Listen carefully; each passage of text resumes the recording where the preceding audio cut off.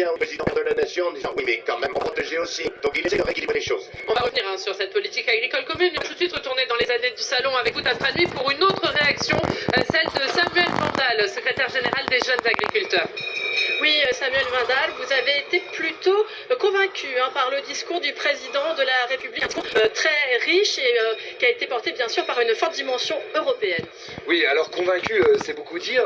Le président de la République a eu un message assez fort pour les agriculteurs. Les agriculteurs sont des gens pragmatiques, donc ils sont convaincus que quand ils voient du résultat, un discours européen fort pour une Europe forte, avec un budget à la hauteur des attentes des agriculteurs et des concitoyens, en faisant vraiment le lien avec cette alimentation de qualité, saine, sûre, durable, au niveau européen.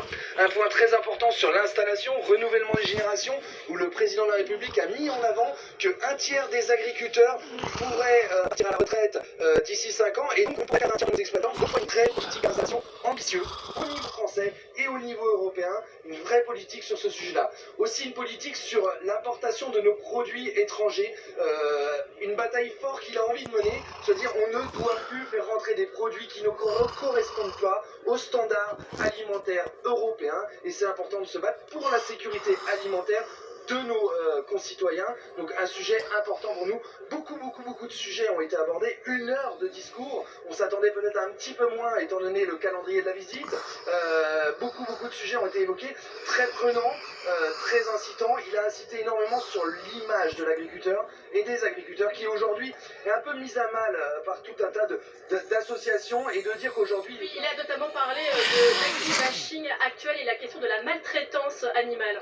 Tout à fait. Et il a dit, il a eu un discours assez fort en disant mais qui mieux qu'un agriculteur pour soigner ses animaux. Quand un éleveur se lève la nuit pour un vélage, il le fait pour le bon sens, pour ses animaux, c'est pour le bien-être, et donc il faut qu'on en soit convaincu, et il veut nous aider aussi à aller dans ce sens-là pour l'image des agriculteurs.